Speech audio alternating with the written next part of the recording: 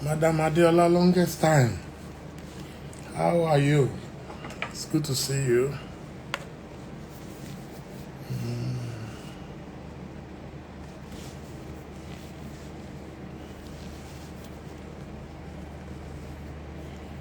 Yes, good evening, everybody. How are you? I am waiting to be joined by Aisha Yesufu.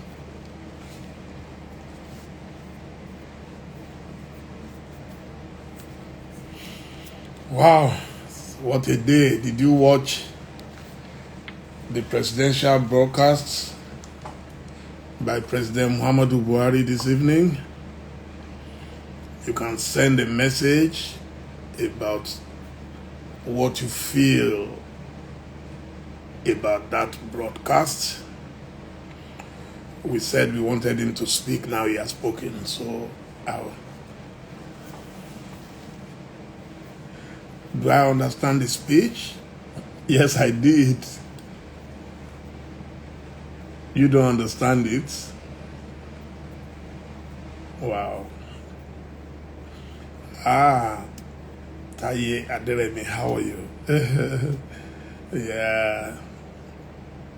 Mr. Kanayo, the super writer Adeola Shonola. Again, how are you? Nikki Ebony, again, Mike Tio, Collins 101, how are you? I hope you are doing very well. Yes, we are live simultaneously on Instagram and Facebook, and I'm just waiting for Aisha Yesufu to join me. Tukumba Omishore, how are you? I salute. Please, if you notice Aisha Yesufu, please alert me. So I'm on the lookout for her. I spoke to her earlier in the day. I know she's been extremely busy, but I expect her to join us very soon.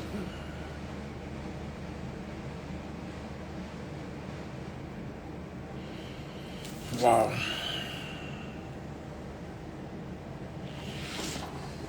It shall be well with us in Nigeria, it shall be well with us.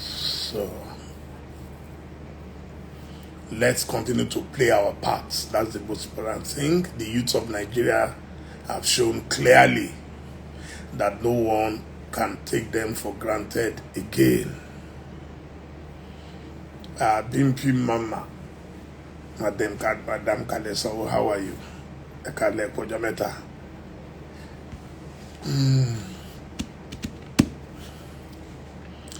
I'm waiting to see. I'm yet to see Madam Aisha.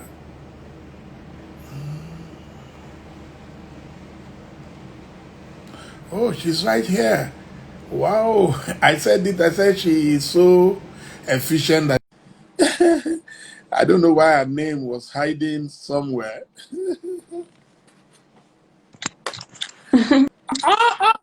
My own sister. Here. But I needed to print the speech. I was searching for you were reading the speech. I was there. I heard you when you were talking about all this thing. I was there. But I just needed to do a bit of printing. I said you are too efficient not to turn up early. I'm in your phone. I was there. You were away from your phone when I called you a few minutes ago. So how are you this evening, my sister?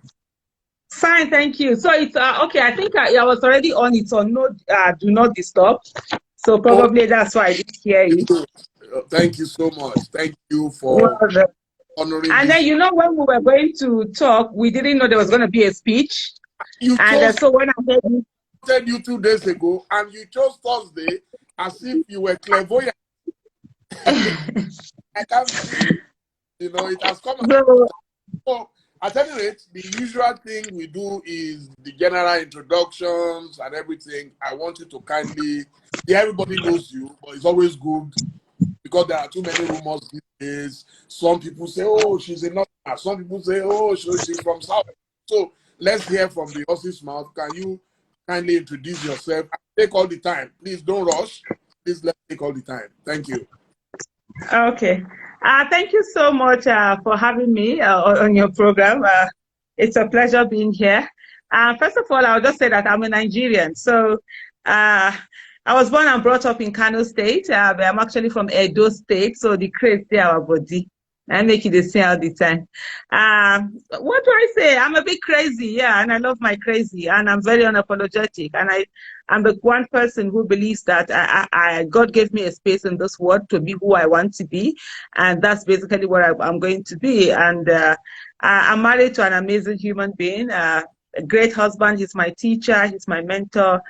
He's my everything. I mean, amazing, amazing man. Most people. I've never worked. I'm a businesswoman. I'm a market woman. I started business in the year 2000. So it's 20 years this year, and I've never worked. But over the time, I've learned from him so many things, and people actually think that, oh, they was actually surprised when they get to know that I've never really worked in an organization, but everything that in terms of like writing reports, everything, I learned that from him. We met when I was in school in the university, and he was even actually the one that prompted me to go ahead and get a 2-1. I was one person who, intelligent but very lazy. I hate to just read. I was reading medicine. When I came back to BUK, I was now reading microbiology, and I realized that E was pass. And I was like, whoa, when I see people read that, why are you reading E? It's pass. And so my first result was a bit of a disaster. When I met him, he was one that encouraged me. I was like, oh, try and get 2-1. And then I started actually reading. I went back to getting A's, and I was able to pull my GDP. What's it called? CGP, right?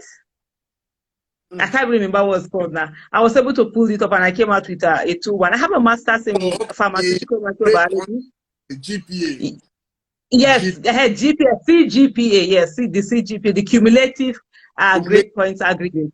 Yes, fantastic. So I have a BSc in microbiology. I have a master's in pharmaceutical microbiology. I actually started my PhD in 2007, but of course, out of anger, I just left it because myself and my supervisor, we didn't agree. I had spent 5 years I had wanted to have my PhD before I was 30, but the Nigerian system messed up everything. 5 years it took me to do my master's, and I was the first to finish in my set. 2 years after I had done finished my lab work, because aside we do lab work and everything, I did it before I could get internal review, before I could get the external examination, it took 5 good years. And so when I now started my PhD and my supervisor was a bit all over, I just walked away, and I felt, because I knew I was never going to work with it, I have no interest in working. I just like being my own boss. I like being my own thing. And for me, that's just it. So what else? I have siblings. I'm a fun person, actually. Many people think that. Some people see me and they're like, oh, do you smile? We don't even know that. Oh, it's amazing you smile. But I'm a very fun person. Anyway, I remember meeting some people like, oh my goodness, are you like this? I'm that person who is always giggling, making fun, just happy. I don't take life seriously. I don't take things seriously. And that's why even when people insult me, I'm like, hey, what's the big thing? You have to get to a certain level before you go reach to me, they insult you now. So it really doesn't, I don't take this personal anyway. And I give as much as I take, and I just move on. I don't hold grudges. That's one thing that people need to know. I don't hold grudges. I actually easily forget. You can insult me 1 hour later, I will actually be gisting with you. I will even remember that you're the one. So that's the kind of person I am. I don't know. What else do you want to know? Okay, could you tell me what you will say prepared you in your childhood days for what you have become today? You know, because they always say what you will become in the future, you start noticing it even when you are still very young. I think I've always been vocal. So that's one thing that has always been in me. As a child, I was very vocal, would always speak up, and it got me into a lot of trouble anyway. So I'm used to being in trouble because of that. But one of the things, I stand my ground, and I hate injustice, and no matter what it is, my voice must be heard. You go ahead and beat me the way you want, but my voice will always be heard. And I always stand the ground. I will stand with the truth, even if nobody understands it, which is part of the things why, for me, I have this understanding of people, because I see things way before people see it. Sometimes my sibling, like even my husband, she's like, "You are a prophet. You are a seer. You don't say this." I'm like, "No, it's just that you look at issues, not in the now, but you look at the repercussion of everything and say, okay, this is where this thing would lead to if it's not easily addressed." And so early on, I would talk about this, and it used to frustrate me. Why are these people not saying it? Why are these adults not seeing this thing that I'm saying and I'm talking about it? But now I just get used to it. People don't see. It takes a lot of time before they come to the realization of what you had seen a long time ago that you started talking. So I get it when people don't understand where I'm coming from, or people are waiting, oh, but there's nothing wrong. And I say, yes, the thing is that you don't have to wait for things to be wrong. You're actually supposed to prevent the things going wrong, because people waiting where things go wrong before they start talking about it. But one of the things I noticed, even growing up, was the fact that even with my parents, when the truth favored them, they loved it. But when it didn't favor them, they didn't like it. And that's why if you see on my Twitter handle, I say, in my mom says, in my court, nobody wins. And I say things as they are. I don't like label. That's one thing with me. I don't like, so when people say, oh, she's an activist, she's this, no. I'm just me. I'm Aisha. That's it. Don't tell me I'm an activist, because at the end of the day, that's when you have things like, oh, but you know you're an activist and you're supposed to behave this way. So I just see people put you with a label to shackle you, and then they want you to behave in towards their expectation. And that's one of the things I seriously avoid all the time. So look, I don't want to do anything based on anybody's expectation.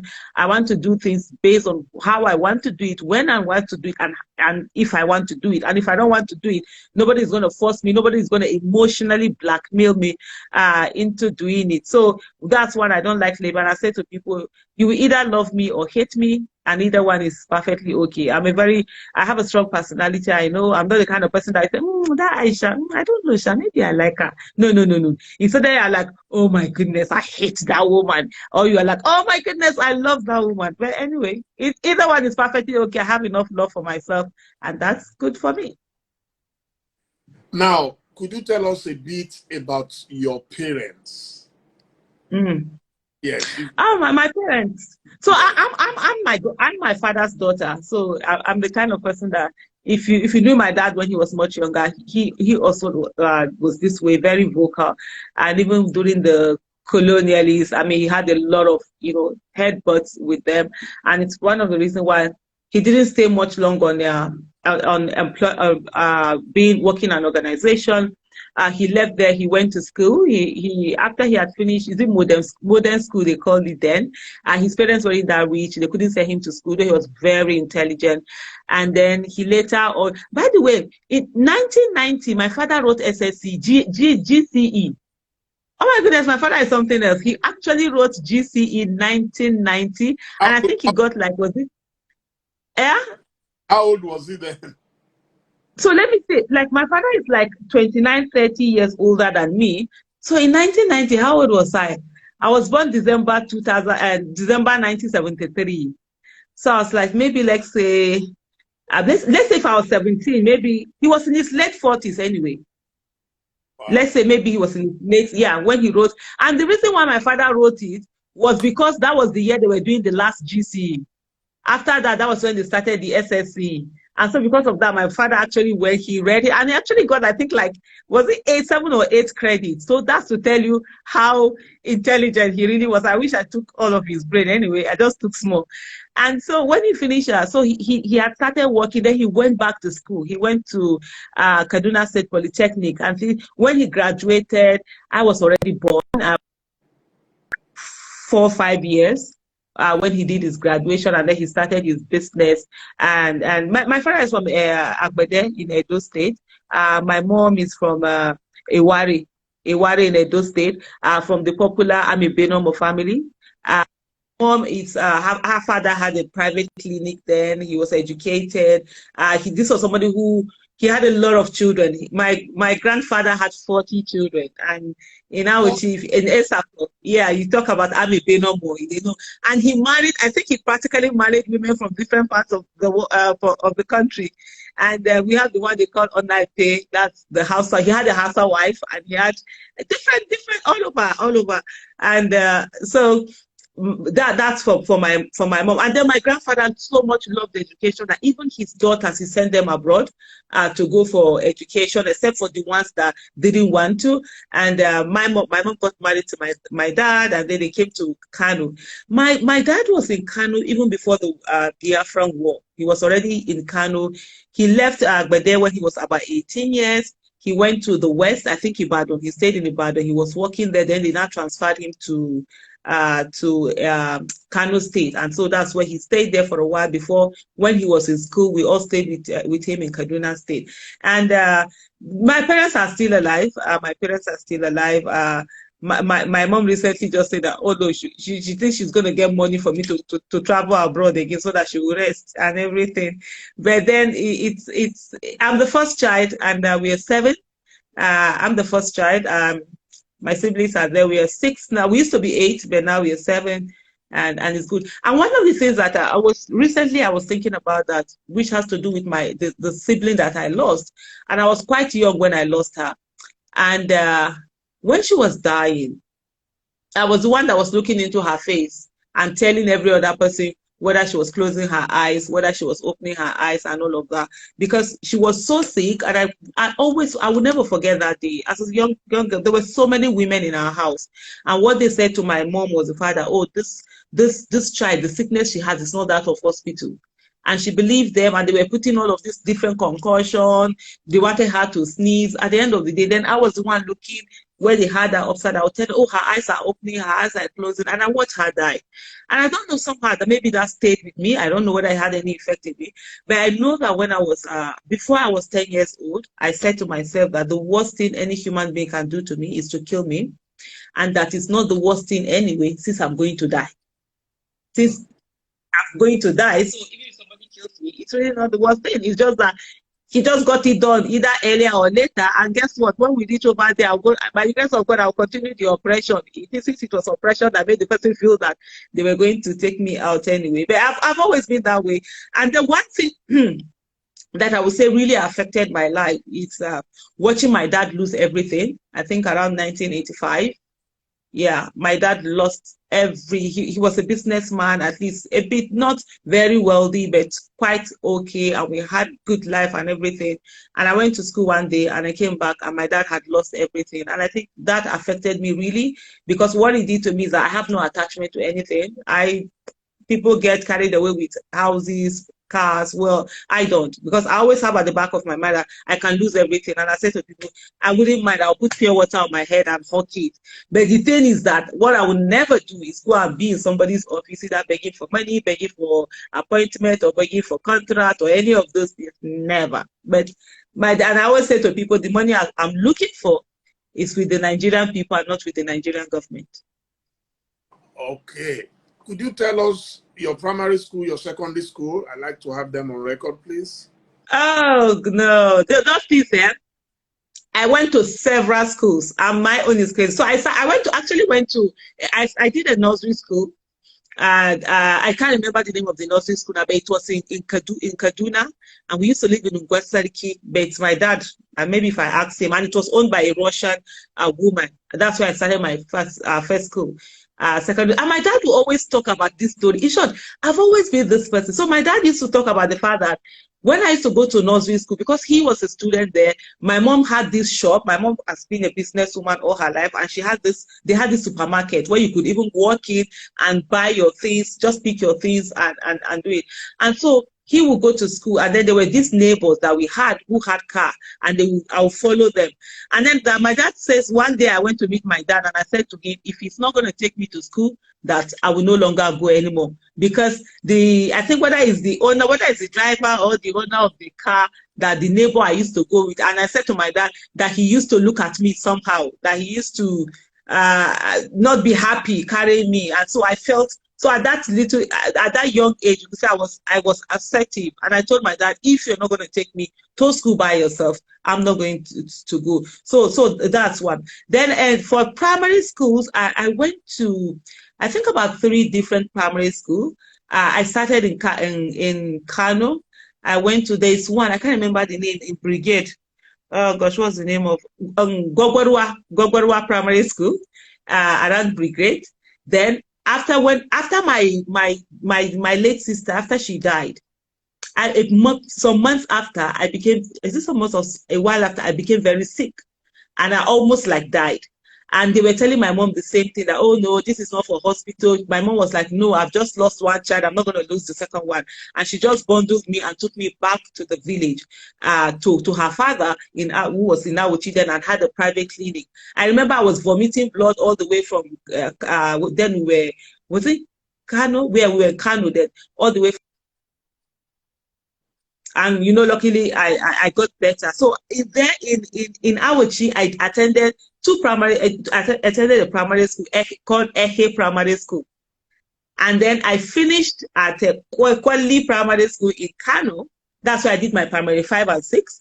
Kwali Special Primary School near the city in Kano. Then for secondary school, I did just 2 secondary schools, so that's quite easy. I did Government Girls Secondary School, Kabo.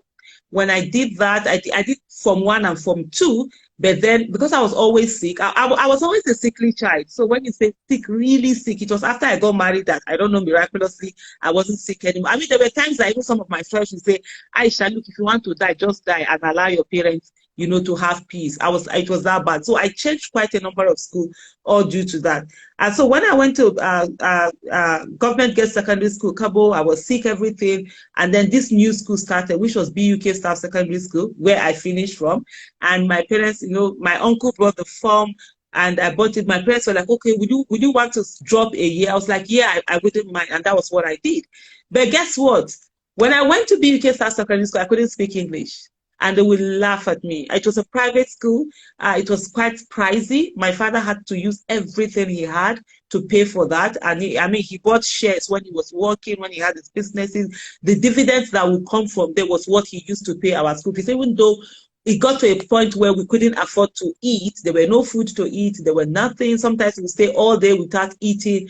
My school fees was always paid. So that's why for me, when it comes to passive income, I'm always so into passive income. So I did those 2 years. So I finished from BUK Staff Secondary School. When I finished from BUK Staff Secondary School, I went to Usman Danfodio University. That was when I started my, what do you call it now? They call it matriculation, pre-degree. I didn't finish, okay, sickness, whatever. I came back again. I went to College of Arts and Science. I did my A-levels. Then I went to ABU Zaria and I started level 2 medicine. I was a medical student, started from level 2. And when the school was closed down after Professor Bandepo was killed, I went to BUK that I originally never wanted to go to. I never wanted to go to BUK because I did BUK Star Secondary School and I didn't want to do the university. But I ended up there and I started microbiology. And even when I went there, my mates were already in their final year. I had lost so much years, but I didn't mind anyway. So I started from there. And then I think it was about a year after I met my husband. And within 8 months, we were married. But before then, the guy was dragging legs. So I had to go and toast him. Like, guy, well, I got to see these babes. I want to miss these babes. I went there I did the shooting of the shots. And I reeled it in. And we've been married for 22 years. We have 2 kids. My youngest is 19 and the oldest is 21. Wow, fantastic, fantastic. So when was the first time you visited Agbede? Because I come from I'm from Yewe, and in those days, they never used to take us home for fear of witches and wizards that would kill us. So, absolutely, they never did. But the first one that I can remember now would be, I don't know whether we went earlier, but I can remember when I was sick. So that was, we came back to Kano in 1981. So I know, so that should be like around 78, 79. So I stayed in Awuchi for a while, and then sometimes we go to Agbede. But most times after, we didn't go most of the time. Not for us in our own case, it wasn't even really because of the issue of witches and wizards. It was more of because at one time my parents couldn't afford that anymore.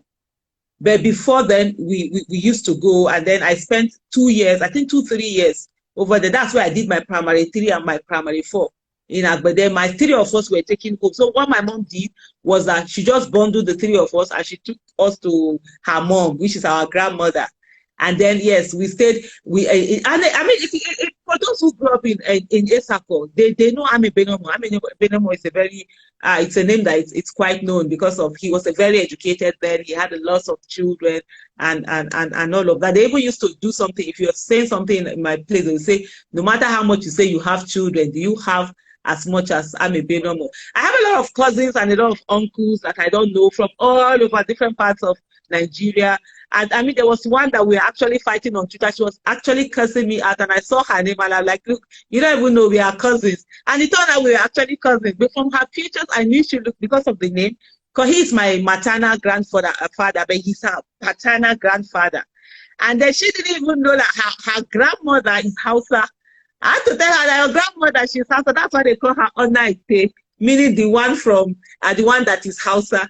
And, you know, we met up on Twitter, so it's quite this. So that's, I think, the earliest that we had gone. Then when we came back, I knew 1996 I was there, and then we constantly go home. But in my own case, with our children, we're always going back home, constantly. Fantastic. I know a lot of people are dying to know more about your advocacy, but on this program, I try to squeeze out as much as I can, you know, because there is so much information lacking these days. People carry more. So if we have the opportunity, it will matter. But so now let's fast forward. How did you get, when and how did you now get into advocacy? Okay. So like I said earlier, so I think advocacy have always been part of my life. I've always advocated even against my parents, you know, standing with my siblings, and there's always anything. And like I said, it got me to lots of trouble. And that's one of the things I allow my children to do, that I brought up my children knowing that adults are not always right, and you can always speak up and make demands and you know, request for things. But on the issue of national level, so even in school they knew me. I was stubborn. Secondary school, primary school, university. I remember in my university, the UK, a lot of people will not stand with me at the administrative block because I was somebody who was very vocal. I didn't care. You're a lecturer. You've done something wrong to me, I would say. But at the same time, I'm very respectful. I'm very obedient. I follow the laws. I follow the rules, and I do that a lot, so that if anything happens, you know, I will have my mouth to talk. But on the issue of a national issue, it was after my 40th birthday. So I turned 40 December 12, 2013. And when I turned 40, I said to myself, I had become the problem of Nigeria. So how did I become the problem of Nigeria? By not speaking up on issues. But then for me, the first thing I needed to do was that I needed to be financially independent. I said to people unapologetically, my first 40 years of my life, I devoted it to myself. Because Nigeria is a country where if you're poor, you're faceless, nameless, and voiceless. And I know what it is growing up to be poor, growing up in a ghetto. I grew up in a ghetto in Kano called Konahudu, where I call it Ajegule of Kano, where a lot of people were on drugs. When I was in secondary school, by the age of 11, all my friends were married up. So I was the only one who wasn't married. And I got married at the age of 24, and my friends were grandmothers. And so there was so much ridicule because I kept going to school. I think we're about 3 or 4 of us that were actually in university as of that time, with other, but then later my siblings and other ladies came in. I recently, myself and one of my brothers, were even trying to calculate how many graduates we even still have there. We couldn't even get up to 20 in a whole big, huge area. And out of those 20, my father had 7, because 7 of us are graduates. So I used that to focus on myself, doing my business and everything. But when I turned 40, and I said to myself, I had become the problem, because there were people who were in the same position that I was in. I hated Nigeria growing up because Nigeria wasn't there for me. When I was writing my SSC in 1991, I was begging people to give me textbooks so that I'll be able to read and get an A in the courses I was doing, the subjects, but I never got anybody to give me. That was how bad. When I was in ABU Zaria, there were times that I didn't have money to buy tomatoes. And I would use kulikuli to make stew and use it to eat rice. And I was this person, I had pride, not pride in the sense of feeling, but I don't want anybody to come and, you know, because of my poverty, try to talk me down. I will never collect anything from somebody if I don't have to give. For like men men or whatever. No, the only man I ever collected anything from is my husband. And so every other this thing I had that. Even some were like, oh, why is it that there are men who want to toast you, want to give you money now? I didn't want any of that. So for me, I had that issue of that pride in not wanting. And that's where I still am up to. Yeah, today I'm contented. If I don't have food, I'll drink water and I'll move on. I don't need anybody to come and be the one to say, oh, they're giving you this. So when I turned 40, I now said, yes, I've become the problem of Nigeria, and that I needed to start speaking on national issues. So I started looking at what are the things that I will start talking of. I was interested in education and stuff like that. And then 4 months after my 40th birthday, Chibok girls were abducted.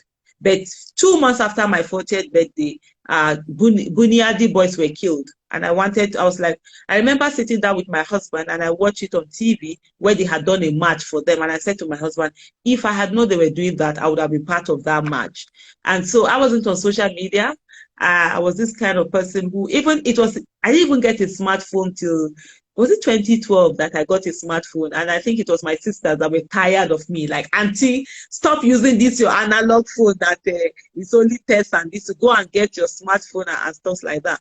So I wasn't on social media. I knew I had a Facebook account that maybe I only go there once a year. I joined Twitter May 2014, and it was because of Chibok girls that I joined. So as soon as Chibok girls abduction happened, April 30th, 2014, when the physical match for them was done, I was on the streets, and that has been it up to today. Wow. And I've always wanted to ask you, what does it feel like when you protest against a stubborn government, a government that does not respond? Do you sometimes feel like you are wasting your time and wasting your resources? How does it feel?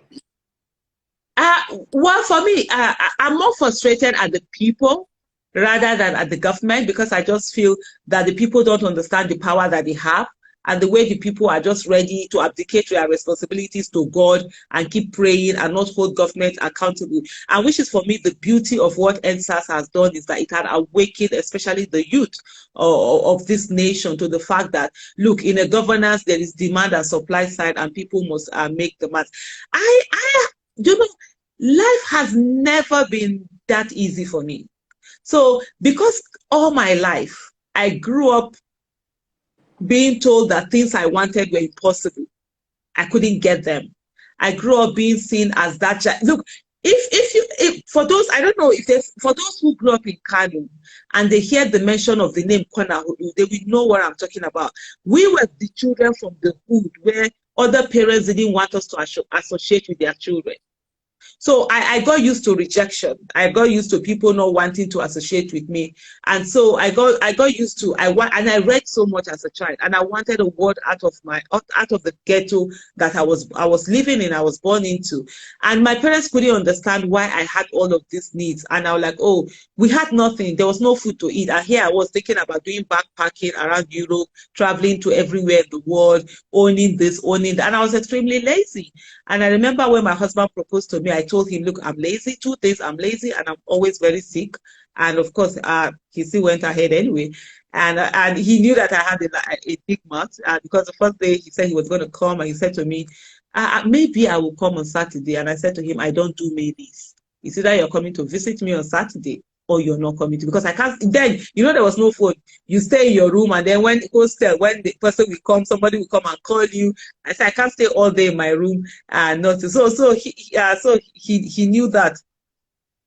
So he knew that straight away for me. So in terms of whether I don't get frustrated. So I'm used to not getting things. I'm used to being told I can't get something.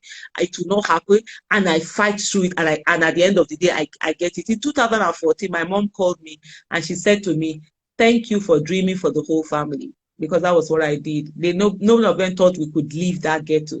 But, even up to today, I see myself in certain places and I'm like, oh my goodness, I'm actually here. Sometimes I call my sibling and we are talking, we're like, wow, from where we were, where sometimes we had no food. And I'm going to share this story with you about my dad. So there was this day, all throughout the day, we had not eaten. Nothing, as in nothing. We only were drinking water. You go and fill your tummy with water. When it goes down, you eat. And then so by the time it was like around 8, my mom now said to my dad whether he should go and meet his sister who used to fry, she used to fry akara and yam and plantain. Go and meet her and borrow some money. Meanwhile, my dad used to be the bread owner of the family. He was the one who carried everyone. And so my dad worked, and the work would be like about an hour's work. So my dad worked there for an hour, about an hour's work, and he went to see his sister.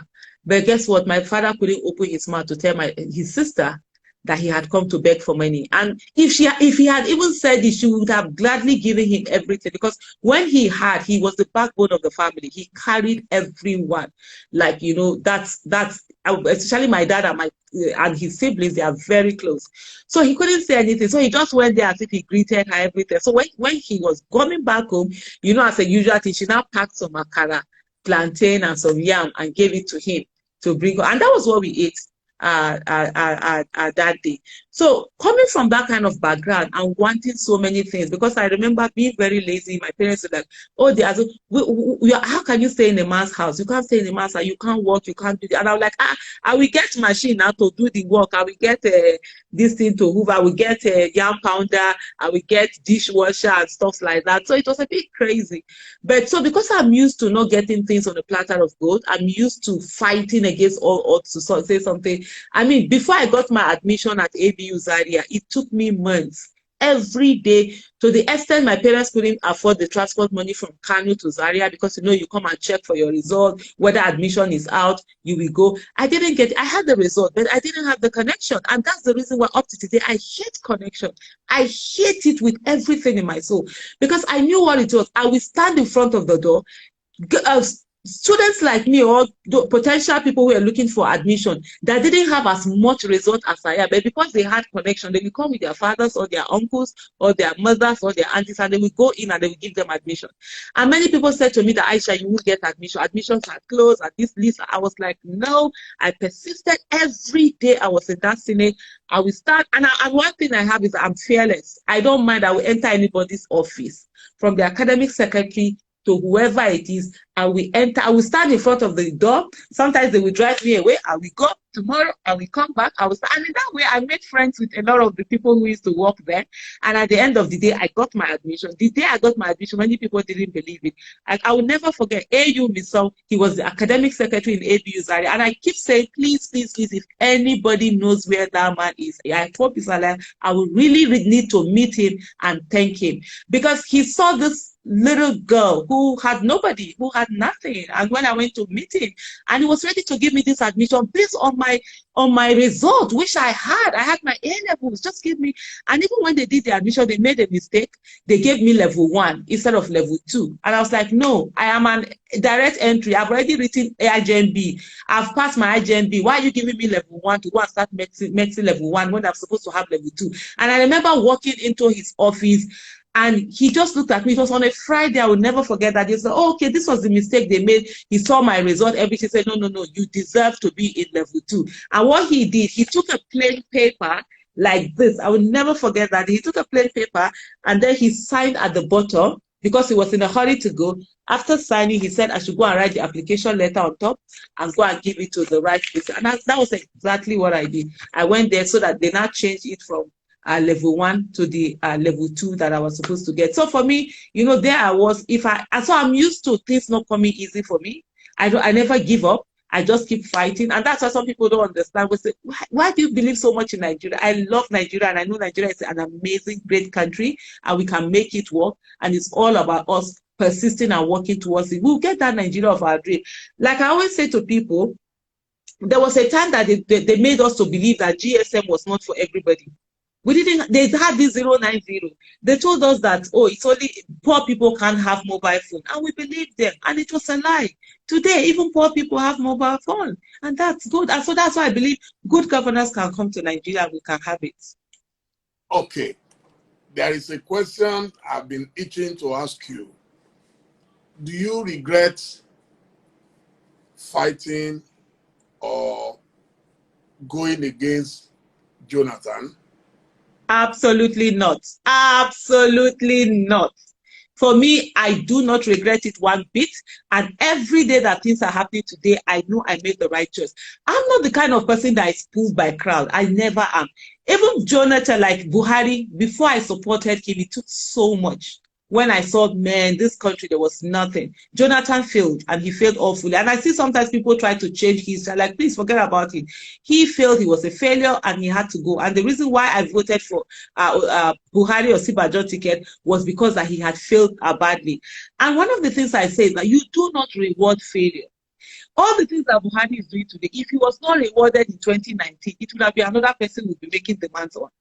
So that's the same thing. If you had rewarded Jonathan's failure in 2015, he would have added more to that failure. So the reason why we don't have added to that failure is the fact that he wasn't rewarded. And that's the what should have happened in 2019. Buhari shouldn't have been rewarded. He should have also lost the election. Somebody else coming. We keep changing them until they realize that they need to start fielding candidates who are competent, who have character and capacity. And so for me, even before I voted for him, I made demands on him. I never liked him, and I put it out. I tell people, dig my 2014 tweet, but I said, I'm going to vote for him, and I'm going to hold him accountable. And beyond for me, the main person that even pushed me towards, at the end of the day, even looking at it and agreeing to vote for him was Osibanjo. I believed more in him, and I felt, okay, Buhari should just focus on anti-corruption fight and war and the insecurity fight. Let Osibanjo handle the rest of the thing. But of course, for me personally, he has been my greatest disappointment in this administration. Not even Buhari, because I knew Buhari had nothing. He didn't have anything to offer. But then one of the things I know he was very good at was that he was always good at delegating. He doesn't do the work. Remember, it was Buhari Idiabo. He never, even he delegates. So I had expected that he would delegate to Osibanjo. But unfortunately, that didn't happen. One of the things I always want people to remember is that there is nothing that is happening during Buhari that didn't happen during Goodluck Ebele Jonathan. And if they want it, I can go ahead to mention quite a number of them. Killings were going on, the president wasn't speaking. When Buniyadi boys were killed, he never said anything. Chibok girls were abducted 19 days. It took the president 19 days to acknowledge that. What do you call it? Election monetized during that time. There was this situation of election was also militarized during Ekiti. Remember, my own governor, our governor, Adams Oshomole, was denied from flying. And they said it was order from above. So sometimes people try to say that, oh, Jonathan was such a good man, people could protest. I said, no. Jonathan sent talks to beat us up in May 29th or May 30th, 2014 at Unity Fountain, bring back our girls, under the supervision of the police. Talks were sent to beat us up. And there was even one of our members called Morocco, Ibrahim Usman, he fractured his hand, he had a dislocation. So what is it that when they talk about, say, newspapers where journalists were arrested, these days journalists were arrested, newspapers were taken away by soldiers, and most importantly, remember Baga, 2,000 people were reported to have been killed in Baga. Jonathan did not say anything. Former President Goodluck Ebele Jonathan did not say a word. But when I think it was Charlie Hebdo, a few days later, about 2 or 3 people were killed in France. He wrote a condolence letter to them. So this impunity from our leaders, it didn't start today. It's just that now Buhari had added Jara to it. And the reason why he added Jara is because he was voted again for the second time. So personally, for me, I have absolutely no regrets. In 2011, I didn't vote Jonathan. I didn't vote Buhari. I voted Ribadu. And in 2015, I didn't know any of the other candidates. It was, in short, it's even Professor Sonaya, it was after that I even knew her. I didn't know her then. So that's why out of these two, and I made it categorically clear that both of them were not the best thing that should have happened to Nigeria. Nigeria would have been done better than them. But because there was no option, they were the only two that I knew. I had to make a choice for one of them. And definitely it wasn't going to be Jonathan. Okay. Well, but there are those who still believe that Jonathan was taking Nigeria on the path to economic progress and that we've regressed now. Do you accept that? Nigeria? No, I don't. So because You know, people don't look at things holistically. People look at things from how are they enjoying today. Governance is not about how you are enjoying today. The thing is that, and I use this analogy for people. I say, if you collect your salary and you decide to go on a jamboree and spend that money, the first 1 week you're going to enjoy. Guess what will happen the next 3 weeks? You're going to be suffer. And that's exactly where we are. Recession was already setting in, even when Jonathan was there. That was why dollar went from 100 and something to 220 in less than a year. The dollar had the money, our money was already weakening. The economy was weakening. Why I know some of these things is because I'm a businesswoman. And I can tell you a lot of businesses were destroyed by corruption that were going on. There was too much corruption that was going on under Jonathan. Though the corruption is still very much in this administration. Let me give you a slight example. In 2000 and on the 12th of December 2012, right? I wrote a letter to my producer in China, an email, and I said to him, stop all production. I didn't realize that was my 39th birthday.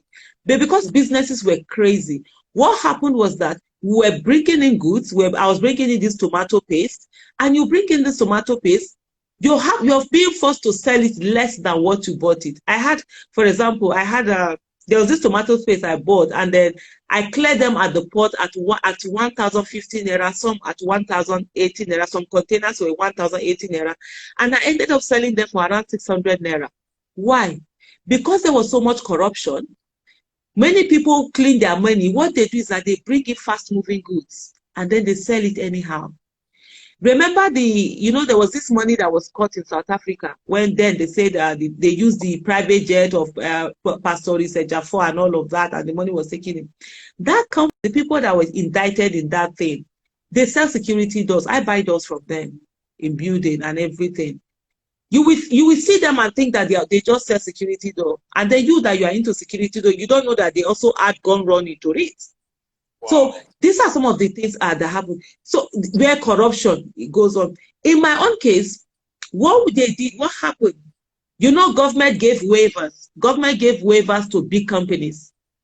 This big company, and they didn't give waivers to smaller companies, smaller importers. So these people, with the waiver they got, some of them were able to crash prices. With the corruption that was going on, a lot of people were able to bring things into Nigeria and cut those prices. So there were already many things, even economically, that were wrong in the whole thing. Yes, we were enjoying. Yes, we were using the money from the SS crude account. Money was flying everywhere. You could go to Villa and you get $1 million. You get this one and everything. But we were eating everything that was meant to be saved for the rainy day. And so by the time the rainy days were already coming, things were hard. When Buhari's administration came in, I knew that they were going to have problems. And I remember doing some tweets to say, yes, we have to tighten our belts. But the thing we expected was the fact that we will have a direction. The reforms were going to be made and all of that. But there were none. There were no reforms. They just came in, and he first of all stayed for 6 months. Without a cabinet. I even defended that 6 months, and I was like, okay, maybe he's going to look for Nigerians who are very good. He's going around the world, the best Nigerians from inside or within and without outside Nigeria, get them in to come and work, technocrat. All for him to bring his ministerial list, and we saw that it was the same politician that they were at inauguration ground with. And like, if you are going to bring these same people, why did you spend 6 months without us having anything? But for me personally, honestly, I still say to people, I don't vote out of sentiment. I vote out of conviction. And that was why in 2019, I voted Dr. Obi Ezekwesili. For me, that was a candidate I had, even though she had withdrawn from the race. That was the person that was going to get my mandate, and she got it. So I see people who say, oh, they regret they did this. No, I knew what was there. I knew what he had. And I remember some of my tweets, where even the people will attack me, they used to call me PDP, because I would say, okay, there was a time that I did a tweet and I said a bomb blast had gone on. The president wasn't talking. That was Goodluck Ebele Jonathan there. The Buhari also wasn't talking. I did that tweet in 2015, about February. I said, who is talking? And people said to me, oh no, Buhari is not yet president. Why are you asking? But I said that he wants to be president, and I expect to see him doing what this president did, what the present president then wasn't doing. And so people are always used to making excuses for our leaders. No, when they fail, they fail. We have to call them out. And I say to people, the fact that you voted for somebody is not a life sentence. You're not a slave to that person. You have to make demands on them to remind them it's a pact we made. And after voting for you, I don't owe you anything. The only thing that I owe you is to make demands and more demands on you. Okay, once upon a time, the Chibok girls were on the front burners. So what has become of that campaign? Well, the campaign is still on. 112 Chibok girls have been in captivity, and Nigerians may have moved on, but the Bring Back Our Girls movement haven't moved on, and the government would want to move on, but we haven't moved on, and we're still making demands of government, even though government is irritated at the fact that we are making these demands on them. But we say we will not give up on Chibok girls. For me personally, it's something that I promised myself that I said, even if it takes the next 20 years, I'm gonna if it takes that long, I'm gonna devote it to Chibok girls. And I said to myself, because if I give up on Chibok girls, then it will mean that I gave up on the little girl that I was, who was asking for help and nobody helped her. Because Chibok girls and myself, we share a lot of similarities. From poor families, we wanted education by all means. And I always say that if I was taken away, my parents would not have been able to make demands. And if other people didn't make demands for them, then I would have been abandoned there. So the Chibok girls issue is still very much front burner for us at the Bring Back Our Girls movement, even though the nation seems that, oh, some have been brought, why are you still doing it? But it's 107 that were brought back. We still have 112 that are out there. And like my daughter said, as long as Chibok girls are in captivity, we all are in captivity. And we always say at Bring Back Our Girls movement that the fight for Chibok girls is a fight for the soul of Nigeria. And if they take them away and we just did nothing, just the way the nation just looked the other way, we're sending signals to every other person that, oh, they can take away anybody and nothing will be done to them, which is what we are seeing right now. After 2014, a lot of kidnappings have gone on, a lot of school children have been taken away. Parents who felt that it was none of their business, it will never be their turn, it actually became their turn. One thing also that I would like to remind everyone is that making demands for Chibok girls is not doing them a favor. It's just doing that which is right. And that the rescue of our Chibok girls is not a privilege. It's not a privilege at all. It is their right as enshrined in the Constitution of the Federal Republic of Nigeria. And we all need to understand that. And that no Nigerian is more Nigerian than any Nigerian. The way the child of the president should be looked for if she was abducted is the way the child of the poor person, the Chibok girl, should be looked for if they are abducted. If it was my child, they should look for her too. The way, so that's the way we need to look at it. We need to, because of our empathy, our shared empathy, and the social contract we have with our government, we'll continue to make demands on them to find Chibok girls. Irrespective, some say they are dead, some say find them. Every one of them must be accounted for. And we have 112 still with, and also Dia Sharibu. Yeah, I was going to talk about her, that her case was more dramatic. But have you in any form of conversation with the federal government or the security authorities? No, they shut everything down. Any form of communication, they shut it down. They don't listen. They don't do anything. Even the Chibok girls that were brought back, we weren't allowed to see them, and they are not allowed to see us. And we felt, okay, that was good, no problem, because at least these ones have been brought back. So the government hasn't been saying anything. And one of the things that we've always demanded from government was this feedback mechanism to say, from time to time, even if you're not going to meet us as members of the Bring Back Our Girls movement, meet with the parents of Chibok girls. Tell them what is going on. Tell them what. But then it's just this case of Nigerian life doesn't matter. Nobody cares, and the government feels that, oh, they don't owe anybody any explanation. That's basically what keeps going. And Leah Sharibu too, it's really sad that Nigeria, we negotiated and left the daughter behind. I still can't wrap my head around that. How did they negotiate and actually agree to leave her daughter behind and say that just because she's Christian, she refused to renounce her faith, that they kept her? Why would they do that? Because I'm a Muslim, and in the Quran they say there's no compulsion in religion. In Surah Al-Baqarah is there, the second chapter of the Quran. We will have it there where God said there's no compulsion in religion. You can't force anybody to be a Muslim or not. It's a choice that people have to make, and nobody has a right to force that on anyone. Wow. Now, How does it feel when you have a government that does not show empathy? In some countries, if 10 dogs die, let's be hypothetical, dogs die, it will make headlines all over the world. And 100 people will die in Nigeria and nothing happens. What can we do to deal with such situations? Because even the speech of coming to that shortly, today, people have been very frustrated that how can something so monumental happen in Lagos? And it's like nothing happened. I even checked some strategic pages on social media of people who are very close to the president. And it's like nothing was happening in Lagos. I think before I even talk about the government, I'll talk about the people. We really don't have empathy in Nigeria.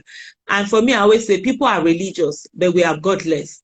People carry the religiosity to carry it on our head. If it is to go to church and go and do this, if it is to go to mosques, we are number one.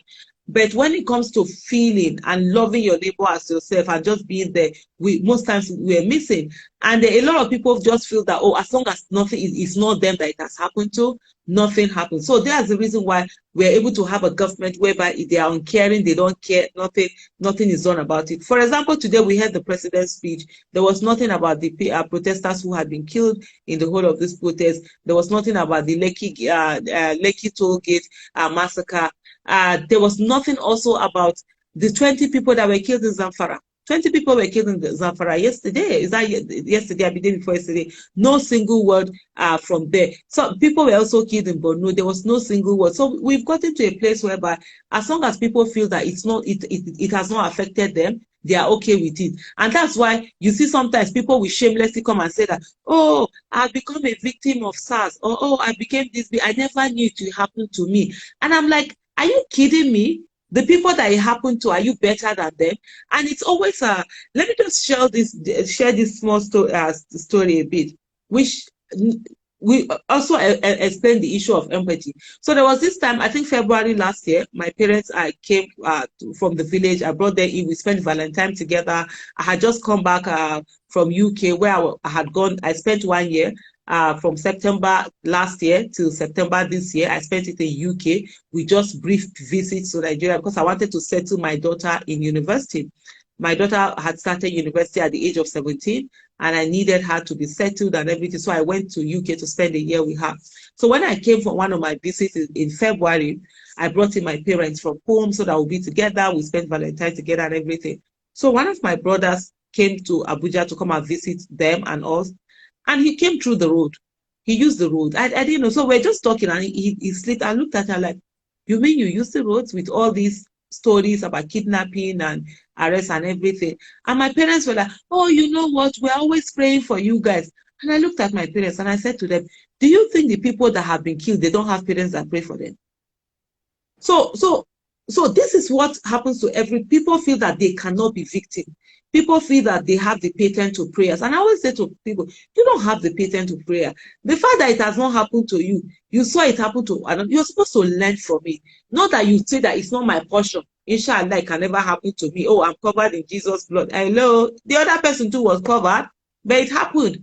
Then you can't say because of that, God will not do for you what he has given you the capacity to do for yourself. And that's the reason why I always say to people, yesterday's victims were once survivors. Today's victims were yesterday's survivors, and tomorrow's victims will be today's survivors. So don't think because you survived that you are free. No, if another thing happens, the people that are survivors that will not be. Because I see people where, oh, thank God it was not me, thank God. And so there's not much of that empathy. And because of that, we allow people in government not to have empathy. In short, people see that politicians are not supposed to have empathy. For example, something happens. Somebody is coming to my timeline.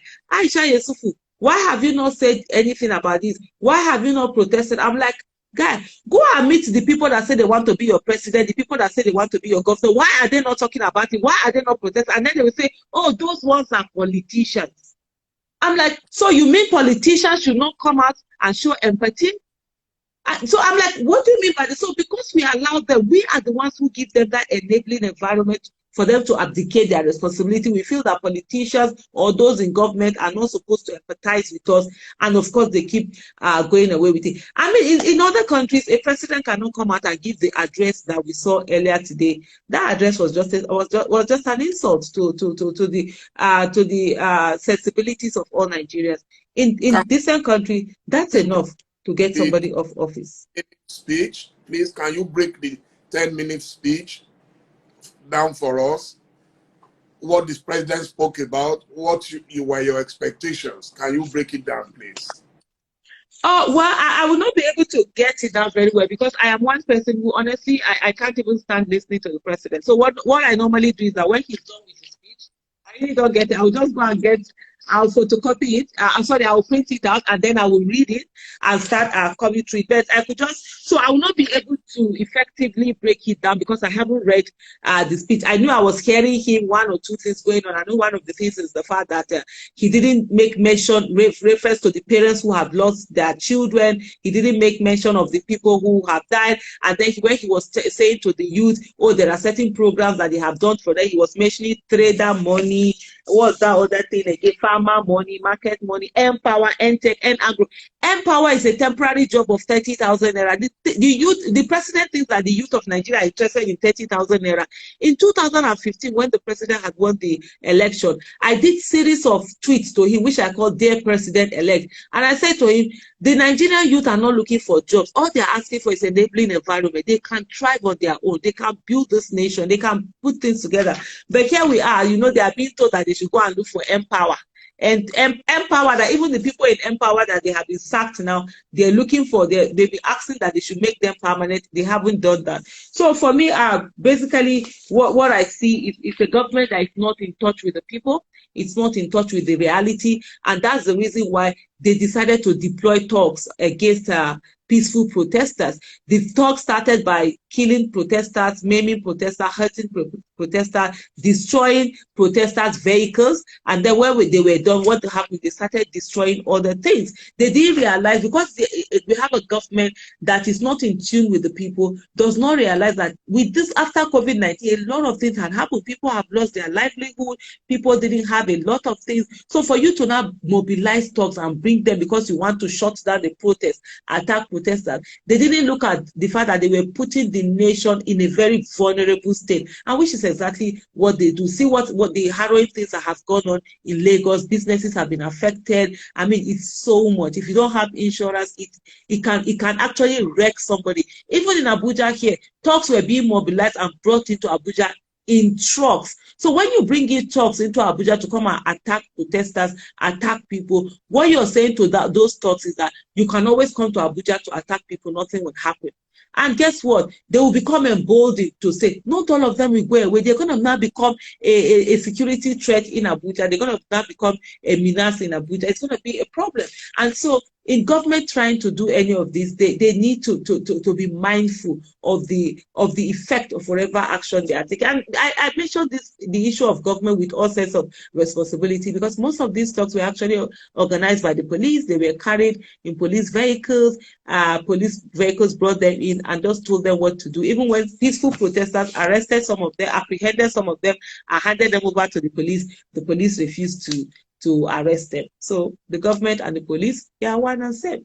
I have seen many videos and I've listened to many conspiracy theories, especially in Lagos. Some people have alleged that what we're seeing in Lagos is a well choreographed operation meant to throw Lagos into total chaos, and also as a prelude to some other primordial arrangements. For example, before the speech of the president this evening, there was a report that the National Security Advisor had announced that there will be a major development, that the president was going to announce a major development. But 10 minutes after, it became déjà vu because there was nothing major in the statement. And immediately I spoke to a couple of sources just before you and I came on air. And what they are saying is that there was a lot of pressure on the president to change his mind on the decisions they had reached at the security meeting. I don't know if you got wind of such reports that there was going, in fact, let me put it bluntly, some people said they were likely to declare a state of emergency in Lagos, and that all these would everywhere, that how come they were firing shots at protesters who were peaceful, and yet they did not fire shots at those who were looting the shops, that they didn't see such level of security around the hoodlums, yet you face those who were at the Lekki toll gate, who were just doing their own thing normally. Well, basically, one of the things that I do is that I never play heed to conspiracy theories, because people will always find that people will always want to do play around with so many things. And I love to focus on empirical evidence. I love to focus on verifiable facts, and I look at the facts on ground. And I've since realized that what we have is that we always have government. The Nigerian government never wants to take responsibility for anything, and they can deny anything. For example, let me give you an example. We've had situations whereby military men, soldiers are killed, and you know the facts come out that indeed they are killed, and the military will deny it with everything. Then few days or weeks later, they will be doing secret burial, and you see, you know, tens of soldiers in their numbers, quite number, you know, being buried. So we know all of these things in terms of the fact that they try to deny. But I think one of the things that people, whether the government or the people don't look at, is the fact that there's so much anger in the land, and there's so much hunger in the land, and there's so much suffering in the land. So anything can happen. And one of the things that people need to realize is that a mob is senseless. And these people, you see, they find grudges. There was an interview I did some time ago on AIT, and what I did on that interview was the fact that where I said revolution is imminent in Nigeria. It's either we have a bloody revolution or a bloodless revolution. And that sadly, when this revolution will happen, most of the people who are responsible for the bad governance we have will just run out of the country. And then it is you and I that will now be faced with the problem. And then they will see you, because you have a clean shirt or you have a good phone, they will see you as the problem. So if you look at the way things have been going, we have a demography of our youth. How many million youths? Most of them are jobless. Most of them don't have anything. Most of them are frustrated. Most of them are being used by politicians. Poverty has been weaponized. Illiteracy has been weaponized. And so at the end of the day, they have nothing other than once in 4 years, or if there's anything, they are hired as hoodlums. They go out to do 1 or 2 things, and that's it. And so they have their own pent up for frustration. So you see where people see anybody who is rich or something as the problem. So in anything, you can expect that any of such thing can happen. There are certain things you do. Well, I think one of the things that we don't do as Nigerians is that we don't do projection. As a country, we don't sit down to say, okay, what is this country going to be like 50 years from now, 100 years from now? We don't do scenario building. We don't do SWOT analysis. We don't look at our strength. We don't look at our weaknesses. We don't look at our opportunities. We don't look at the strength. It's just like as if we're just living and just going like that. And then when things happen, we are shocked.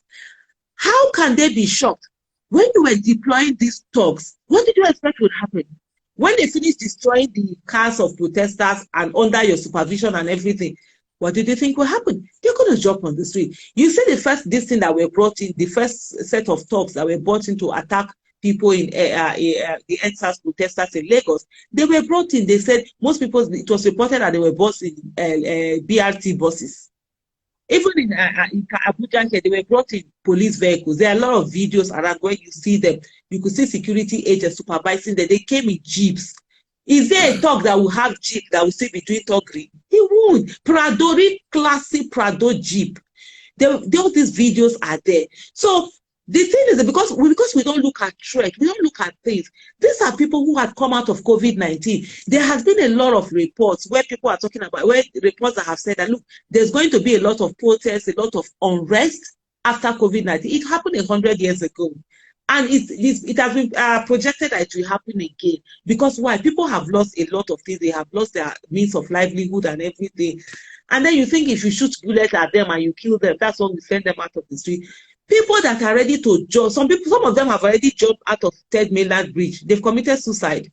Some of them are contemplating committing suicide. And you think that by bringing gun to shoot at them, they will run away. They want to die anyway because there's nothing to live for. So it's a situation whereby these are things, maybe because I grew up in Kano, for example, and I know what it is, how things can easily go down.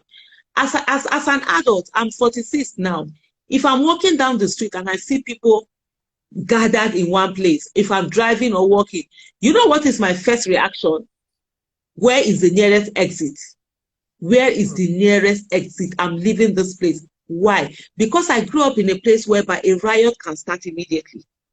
Everything is peaceful.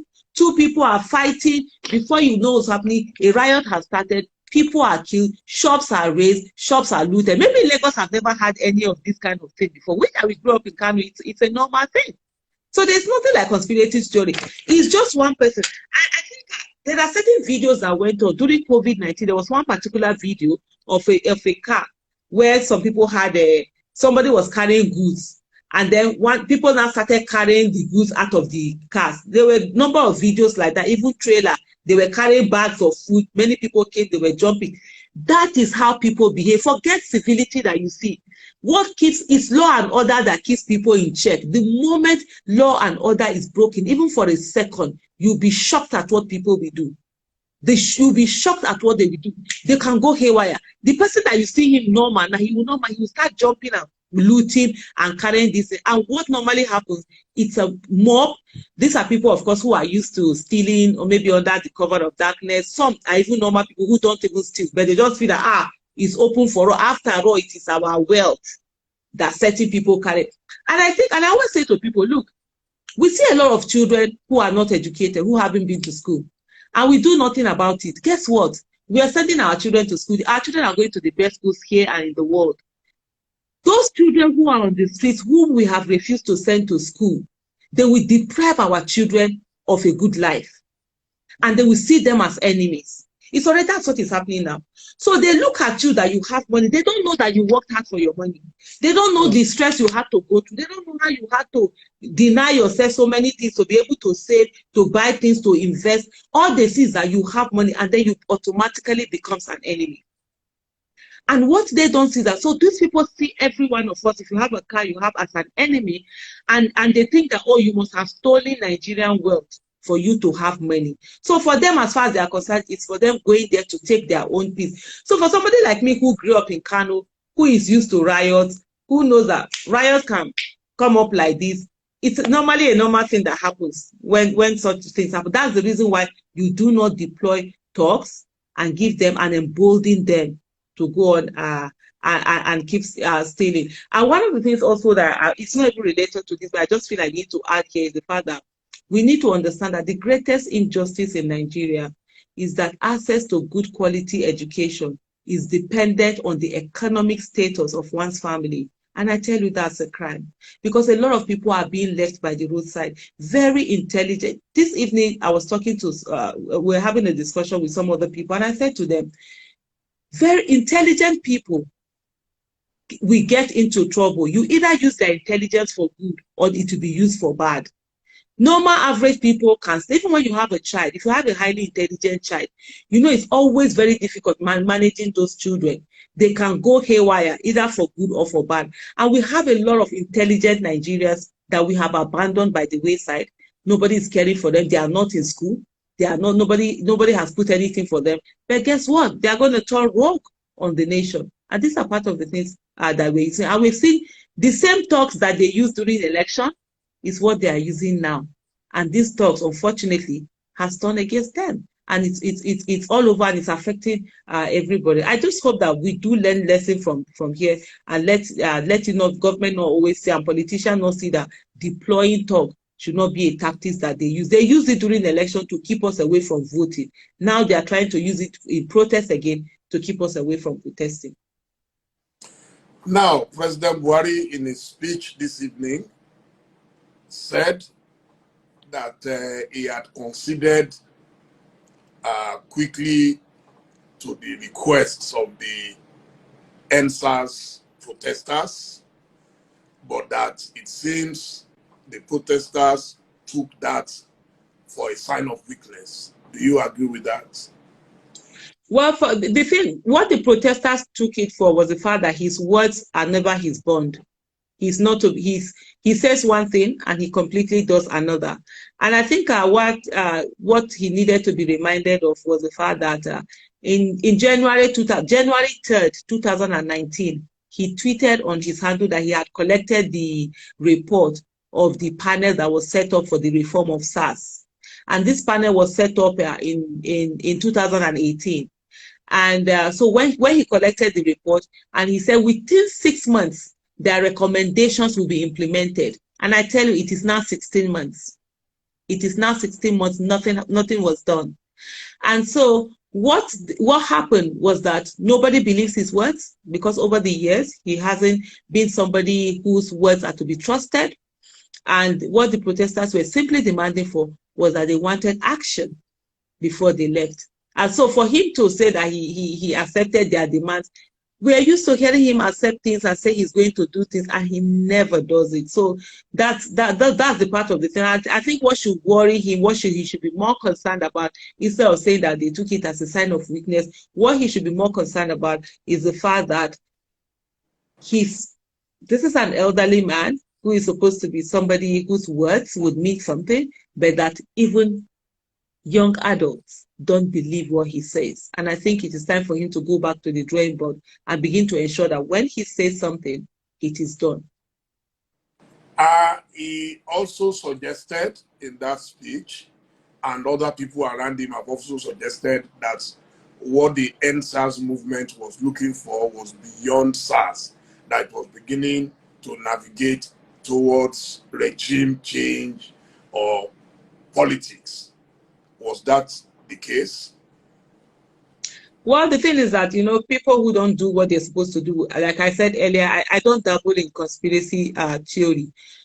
What needed to be done was to take action on the things that needed to be done. Why would it take the president 2 weeks to come and even do 12 minutes address? So he didn't take the action he was supposed to take. And then he infuriated people by the killings, by the attack. People have died. People have died, killed by soldiers, killed by police, killed by hoodlums, all set upon the protesters. So you expect anger. You expect people to make demands beyond what it is that they are making. But the issue is that the SARS that they asked for, did he do what he was supposed to do? He didn't. And that's the problem. And he has to take responsibility, 100% responsibility for the things that have happened, and for the looting, for the arson, for the killings, for the maimings. He has to take responsibility, because the ball was in his court for him to do the right thing. These things they weren't rocket science, 5 for 5. Even when the governor of, let's not forget that when the governor of Lagos State took the demands to him and told him that this is the things that the protesters were demanding for, he sniggered, he laughed. So these 5 for 5, what are they? No, release all prisoners, compensation for the victims, prosecution, independent body that oversee the prosecution of the officers that are found wanting, psychological evaluation of disbanded SARS officers before they are transferred to other units, increase in police salary. These are the 5 things that the protesters demanded for. Which one was so difficult that it could not be done? Okay. There is also the news making the rounds that there was a meeting of some eminent citizens who, they mentioned a few names, Dangote, it's in the public domain, Elumelu, the governor of the central bank, Emefiele, and others, that they met with a group of people, including yourself, and that you were one of those who were very, very adamant and uncooperative. So what exactly happened? What was the problem? Why couldn't well, there for be... me, I don't know what under adamant and uncooperative would be like, but one of the things that I know myself is the fact that I stand my ground anywhere. I'm never afraid of anyone, but I have respect for people, whether you are the respect I have for everybody has nothing to do with the class somebody has or the billions somebody has. Nobody is feeding anybody. And I always say to people, even my security person, I don't feed him. We are helping each other. He provides a service for me and I pay him. My housekeeper, my whatever, I don't look down on anybody. I always know my background. I grew up poor and I've never had anything to look down. I don't look down on anybody and I don't put people in awe. So I got into a meeting that I didn't even know who were there. I was asked, somebody that I trusted called me to say, oh, we're having a meeting on this NSAS. Would you like to join? And I said, yes. And for me, it's a mistake I have learned from. Because right now, even there was the other day, somebody was calling me they wanted me to join. I first of all said, who are in that meeting? Because if I had known that they were the ones in that meeting, in the first place, I wouldn't have gone. I would have just said, sorry, I don't have any business with them. So when I got into the meeting, I saw the likes of the people that were there, the Dangotes, the Bua, the billionaires in Nigeria anyway, Lumelu, the GT guy, CBN governor, governor of Lagos State, governor of Para, Delta, Oyo, and all of that. And so when we came into the meeting, I'm there. I listen to anybody. I can keep quiet and hear you talk. When it's time for my own time to talk, I will talk. But first of all, I noticed there was a bit of a patronizing and condescending attitude. I might be wrong. That's what I felt. This kind we invited you here. You are like, I'm like, really?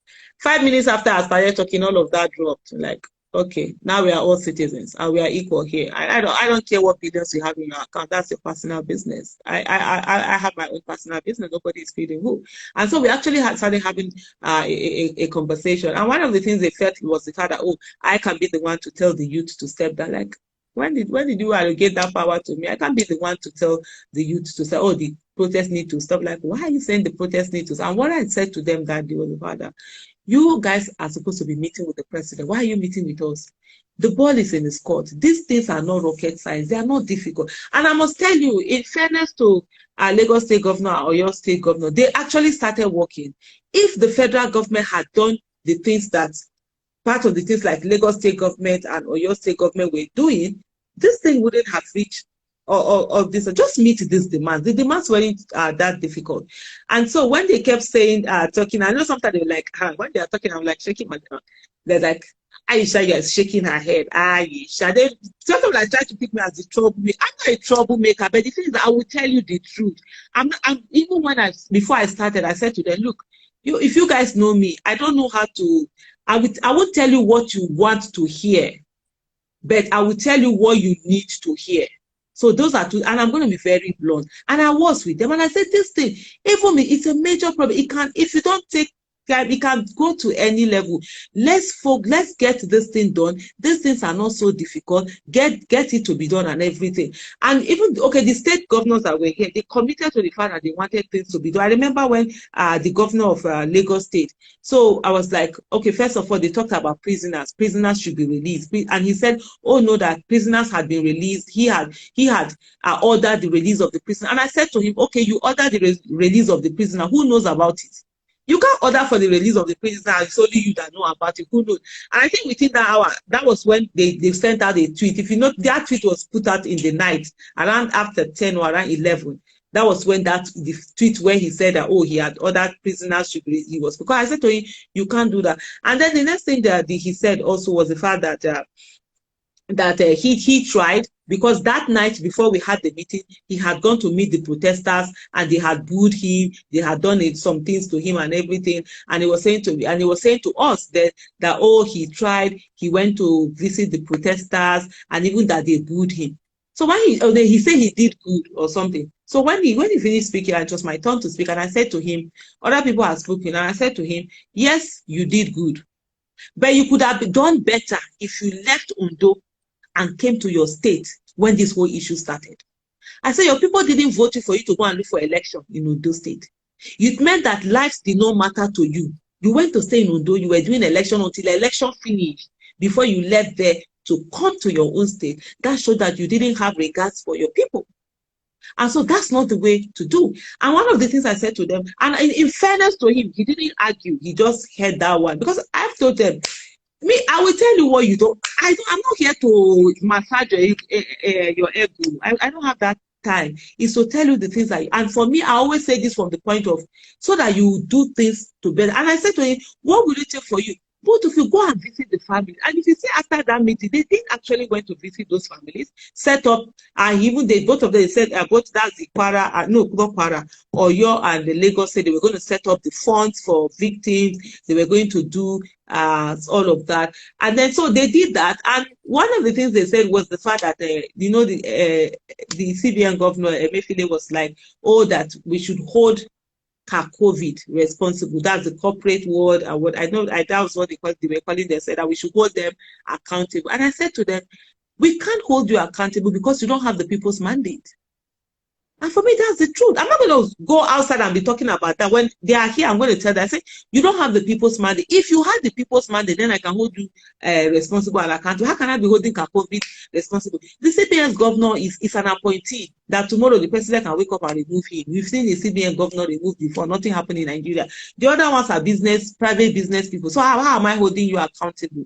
And I was going like, okay, is it go and meet. Then they said something about, oh, okay, if we personally, as we're there, if we wanted to meet with the president, I was like, no, I don't have any business with the president. I'm not meeting. One of the people said, oh, the president has lost credibility. And that was a Demola. And I was so shocked when I came out and I was hearing people saying that, oh, Demola said they should step down. No, that was a lie, a huge lie that this newspaper, because Demola was one of them that I even told them that, look, the president had lost credibility with the young people. And so they were not even interested in meeting with him. All that was needed was for them to put the things in place.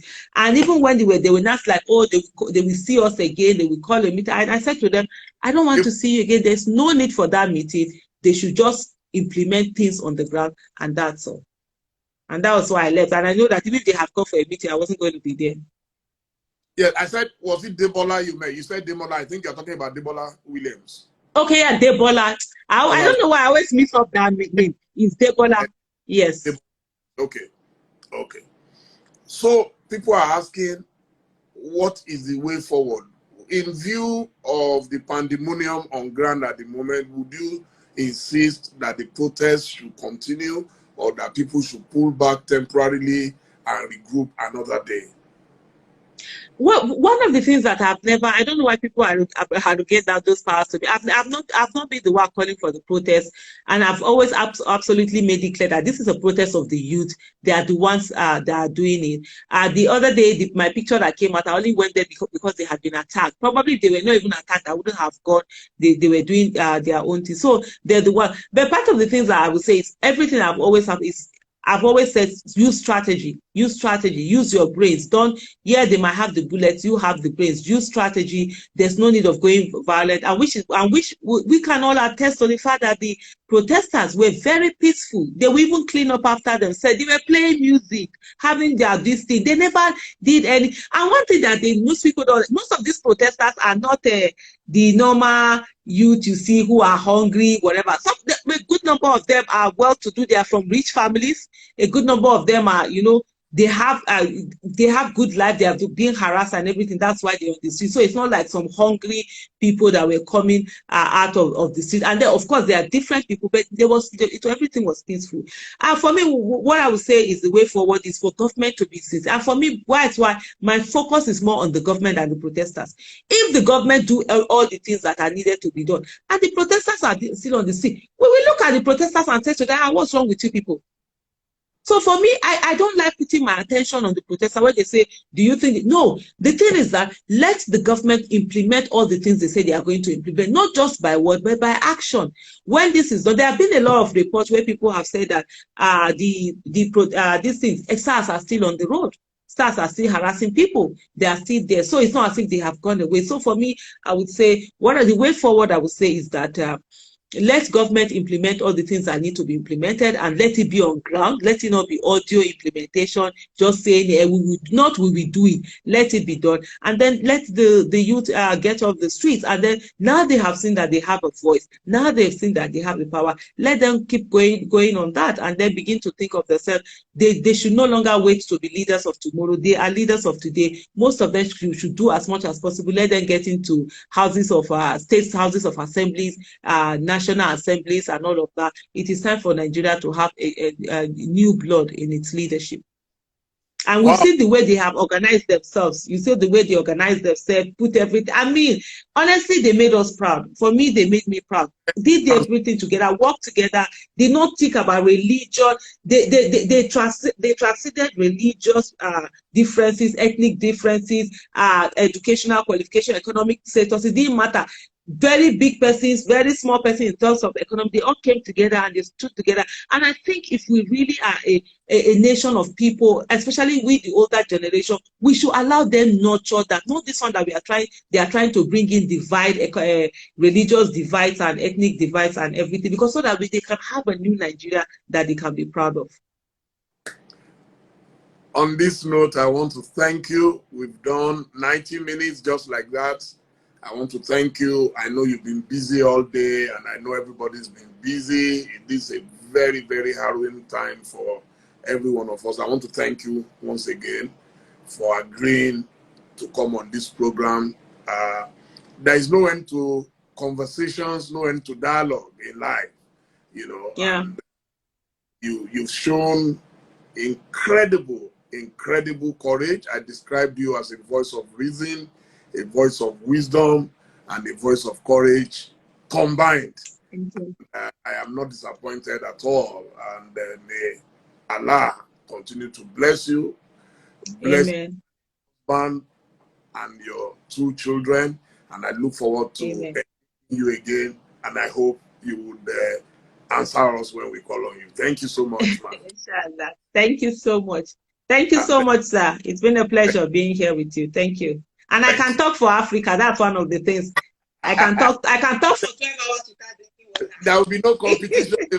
No competition about that. Sure you will win. Thank you, sir. You and my dear viewers, thank you so much for joining us both on Facebook and Instagram. You cannot imagine the huge audience here tonight. And I'm sure everyone is thoroughly educated. Thank you. God bless you and good night. Amen. Good night. Good night.